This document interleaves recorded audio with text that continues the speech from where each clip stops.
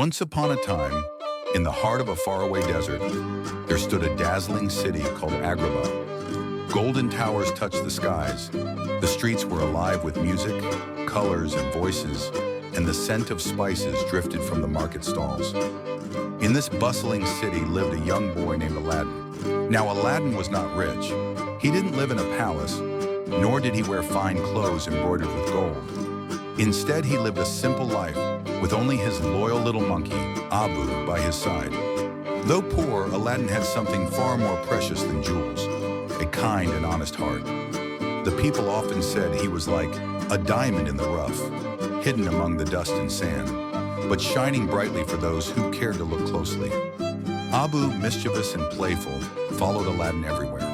Together they explored the streets, shared scraps of bread, and sometimes dreamed of what life might be like if they had more than just the desert sky as their roof. Yet even in his hardships, Aladdin never lost his smile and never stopped helping those less fortunate than himself. Far across the city, in the grand palace with marble walls and emerald gardens, lived Princess Jasmine. From the outside, her life seemed perfect. Silks, jewels, feasts, and fountains. But Jasmine was not happy. You see, she was told what to do, where to go, and even whom she must marry. Her heart longed for freedom, for adventure, and for the chance to choose love for herself. One evening, unable to bear the heavy golden gates any longer, Jasmine disguised herself in plain clothes and slipped into the marketplace. For the very first time, she walked among the people, tasting bread fresh from the oven, hearing children laugh, and feeling the thrill of a world outside the palace walls. It was there, among the spice stalls and colorful fabrics, that she met Aladdin. At first, they only exchanged a glance, his kind eyes meeting hers. But then, as trouble stirred with the palace guards, Aladdin reached for her hand and whisked her away through twisting alleys and rooftops. The two laughed, ran, and discovered a spark between them that neither could explain. But their happiness did not last long. Soldiers caught Aladdin, dragged him before the cruel royal vizier, Jafar, and threw him into prison. Jasmine returned to the palace, heart heavy, her secret adventure cut short. Jafar, the vizier, was cunning, greedy, and full of dark ambitions. He longed to sit upon the sultan's throne and rule Agrabah himself. Yet power alone was not enough. He had heard whispers of an ancient cave, the Cave of Wonders, where treasures beyond imagination lay hidden, and among them, a dusty old lamp said to hold unimaginable magic. But there was a curse. Only the diamond in the rough could enter. Jafar scoured the city until his magic revealed the chosen one, Aladdin. Disguised as an old beggar, Jafar approached Aladdin in prison. "Come with me," he hissed, "and I will show you a treasure greater than all the world." He promised Aladdin freedom, and with the lure of adventure, Aladdin followed. They arrived before a giant cave shaped like the head of a roaring tiger. Its eyes glowed red as it spoke with a voice that rumbled like thunder. "Only the diamond in the rough may enter. One step unworthy, and you will be trapped forever." With his heart pounding, Aladdin stepped forward. The cave allowed him inside. Glittering mountains of gold and jewels stretched as far as the eye could see. Abu's eyes widened with mischief, but Aladdin remembered the warning. Touch nothing but the lamp. Deeper and deeper they went until they found it, a dusty, ordinary-looking lamp resting on a pedestal. But beside it sat something else, a shimmering, magical carpet. When Aladdin reached out, the carpet suddenly unfurled, dancing and swirling through the air. It was alive. The carpet seemed friendly and, with a gentle bow, offered to guide them. Aladdin carefully picked up the lamp, but just as they were about to leave, Abu's curiosity got the better of him.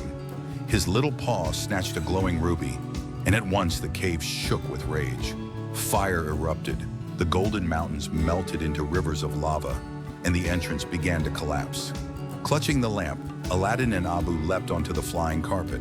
The carpet swooped and swerved, racing against the crumbling cave. Just as the tiger's mouth snapped shut, they burst into the sunlight. But Jafar was waiting. With a wicked smile, he demanded, "Give me the lamp." Aladdin obeyed, handing it over. But in that very moment, Jafar betrayed him, kicking him back into the cave. The ground swallowed Aladdin, Abu, and the carpet whole. Trapped in darkness, Aladdin sat with his head in his hands. But Abu, clever little monkey, had managed to snatch the lamp back before Jafar betrayed them. Aladdin rubbed the dust off the lamp, and suddenly, whoosh! A cloud of blue smoke filled the air. Out of the smoke emerged a giant glowing figure with twinkling eyes and a booming, cheerful voice. "I am the genie of the lamp," he laughed. "You have 3 wishes. Ask for anything: riches, kingdoms, even the stars in the sky." Aladdin could hardly believe his eyes. Abu squeaked in awe, and even the carpet twirled in excitement. For his first wish, Aladdin asked to escape the cave. With a snap of his fingers, the genie lifted them into the open air, soaring high above the desert sands. Aladdin's heart still longed for Jasmine, but how could a poor boy ever hope to win the hand of a princess? With trembling hands, he made his second wish, to become a prince. "Prince Ali at your service," the genie cried, swirling his magic. In a flash, Aladdin's rags turned to silks. Abu became a little royal attendant, and the carpet stretched wide like a royal chariot. A grand parade filled the streets of Agrabah. Trumpets blared, elephants marched, dancers twirled, and at the center rode Aladdin, no longer a beggar boy, but a dazzling prince. At first, Jasmine was unimpressed. She rolled her eyes at the pomp and glitter. But when Aladdin offered her his hand, inviting her on a ride upon the magic carpet, her heart softened. Together they soared through the night sky, gliding over rivers and deserts, mountains and starlit seas. The wind whispered in their ears, the stars winked above them, and Jasmine realized that beneath the fine clothes and title, the boy she had met in the marketplace was still there. The boy with kind eyes and a gentle heart. But Jafar was watching. He discovered Aladdin's secret and stole the lamp while Aladdin slept. With the genie in his grasp, Jafar became unstoppable. His first wish was to be sultan. With a wave of magic, the palace bent before him. His second wish was to become the most powerful sorcerer in the world. Thunder cracked, the skies darkened, and his staff glowed with dark fire. With a cruel laugh, Jafar ordered Aladdin banished to a faraway land of ice and snow.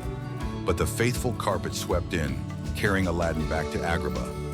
Aladdin knew he could never defeat Jafar with strength, but he remembered something.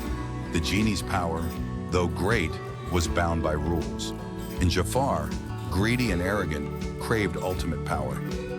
"Is this truly the best you can do?" Aladdin taunted. "You may be a sorcerer, but you will never be as mighty as the genie." Blinded by pride, Jafar roared, "Then I wish to become the most powerful genie of all." The genie, bound by magic, granted the wish. In a blaze of light, Jafar transformed into a towering, fiery genie. But as the chains of fate wrapped around him, Jafar realized too late. All genies must live in a lamp. With a howl of rage, he was sucked into a black lamp, trapped forever. Peace returned to Agrabah. The genie, smiling with relief, waited for Aladdin's final wish. Riches, kingdoms, a life of endless splendor. Aladdin looked into his friend's eyes and remembered his promise. Gently he said, "Genie, for my last wish, I set you free." For the first time in 1,000 years, the genie's shackles fell. His laughter echoed across the sky as he twirled and spun, finally free to go wherever he wished. The Sultan, moved by Aladdin's bravery and Jasmine's love, changed the law. "From this day on," he declared, "the princess may marry whomever her heart chooses." And so Aladdin and Jasmine were wed beneath the stars, surrounded by friends and joy. The genie waved from afar, grinning as he set off on his own adventures. And so, dear child, the story of Aladdin teaches us this: that true worth does not come from riches or titles, but from kindness, courage, and honesty. Greed may bring power for a moment, but it will always collapse under its own weight. And promises, when kept, can set hearts free. So when you close your eyes tonight, remember that even a diamond in the rough can shine bright enough to change the world.